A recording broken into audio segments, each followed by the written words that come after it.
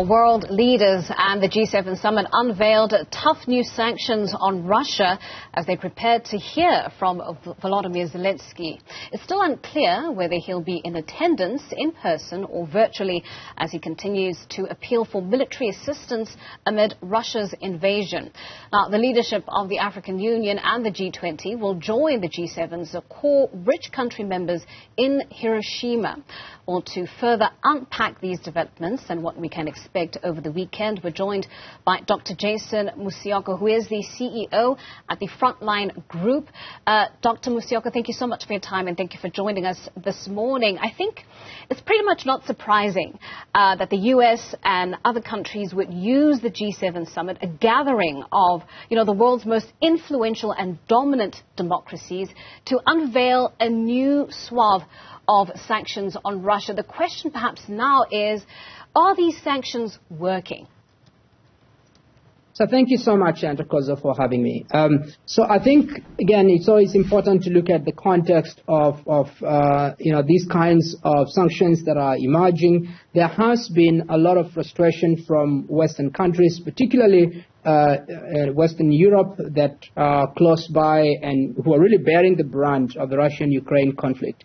The main issue here is one needs to look at the growth or the real statistics of the Russian economy, and there is not really real impact. Economists suggest or forecast that perhaps this impact might be delayed, so that much later on you'll see the weakening of Russian economy. But these kinds of sanctions that are being put forward, they really are coming at a time that Russia seems to have turned structurally its economy towards China and India and other global south, emerging powers.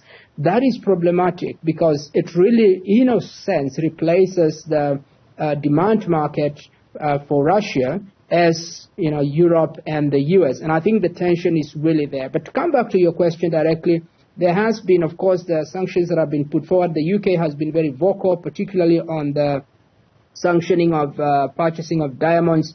But it's very inconsequential if you consider that the UK consumes only 1% of Russia's diamonds. And so regardless of the noise that we really hear, the impact, if you look at the impact of the sanctions, including the new ones proposed now, particularly on sanctions around the purchasing of Russian diamonds, it's not very clear just how much impact this is going to have. But by and large, they're not going to be high impact. Yeah.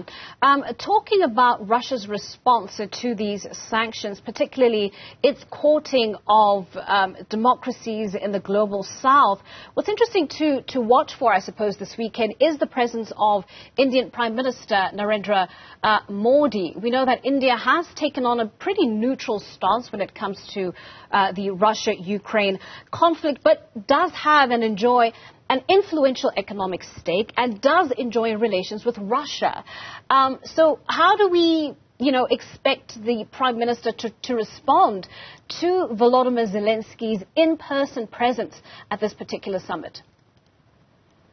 So there will certainly be uncomfortable conversations, and there are some tension points, considering, as you rightly mentioned, that there are some global south powers that are invited.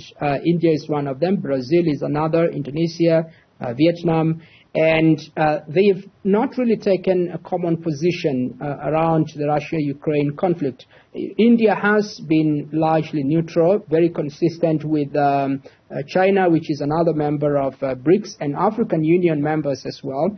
But Brazil and Indonesia have been a little bit much more forceful against Russia. Those are some of the tension points, and you do expect uncomfortable conversations around those common positions, because the G7 is really trying to. There are three key objectives that G7 really focuses on, and one is international security, and this issue of Russia threatening to make use of nuclear powers is, of course, an issue of international security. The second one is the question of global economic governance, and of course China is involved in that, and some of these tensions will be perhaps much more thematized. If you talk about security, you might find more tensions. Economic governance, You might find, conversations are much more easier to have to talk, particularly because China is not there, and China is really the elephant absent the room or out of the room. And then you have the third aspect that they talk about, which is energy. And this is very consequential for the Russian-Ukraine conflict, given that Russia is a major, Europe uses 40% of their oil and gas from Russia. And so these issues will inevitably have to touch on Russia and, of course, on economic governance issues on China.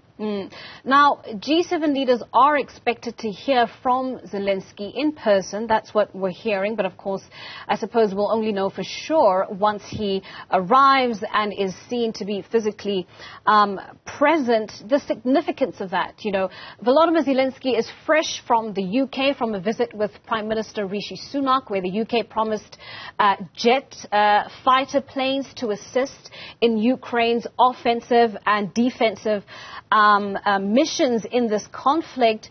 How effective have these international sporadic visits been for Volodymyr Zelensky? He surely has the rallied support of the geopolitical West around him, surrounding him, and supplying, arms and aid where they can. But I think for a lot of onlookers and observers, the question is, when does it all come to a head so that we can finally draw closer to a close of this conflict? Zelensky has been very charismatic and I think quite effective in terms of trying to mobilize Western powers around his agenda of pushing back against Russia. And his intention is not just to push back, it really is to win the war. But that being said, it's a catch-22 situation for most European powers, who have, by the way, not just been cautious and disagreed with Zelensky himself, but also with the U.S., because it's the conflict is in their doorstep, and there are serious consequences around their economic performance, their governance, and any time that you have economic turbulence in any region or country, you are likely now to have some political conflict arising out of frustration by citizens and so on. So Western Europe is very muted, and we've seen Zelensky being quite frustrated and asking for a much more forceful and aggressive approach from Western powers, but they really haven't been forthcoming. The U.S. is much more removed geographically, so it has been forward, but nevertheless, there are also limitations to how much U.S. can really get involved. And by the way, that's one of the current failures of the U.S. as a superpower. It's the failure to contain the conflict, which has now broader regional ramifications. And I think that the difficulty here is the fact that, yes, Zelensky is going to be there. And by the way, before the UK, he was also in the Arab League summit, and he's been able to summon and to have a voice on these global platforms. But the impact is perhaps also limited because of the range of interests that are being undermined here. Very quickly, Dr. Musyoka, because we have run out of time, I think we would be remiss to, of course, reflect on the Hiroshima historical context of these conversations. The summit is taking place in that city where we know the U.S. once dropped an atomic bomb. This threat of nuclear weapons that Russia issued back in February, how seriously should we be taking that threat? I think very seriously. If you consider the history of Syria, for example, where initially it was thought that Syria was not very serious around making use of lethal weapons, Russia is the same. It's a rogue state. And so, along with North Korea and several others, and so the threats that Russia has put forward should really be taken seriously. And I think this, of course, is one of the reasons why the summit was going to be held in Hiroshima, was to really deal and discuss around this use of nuclear weapons issue. All right, we'll leave it there. Thank you so much for your time. That's Dr. Jason Musyoka, CEO of the Frontline Group.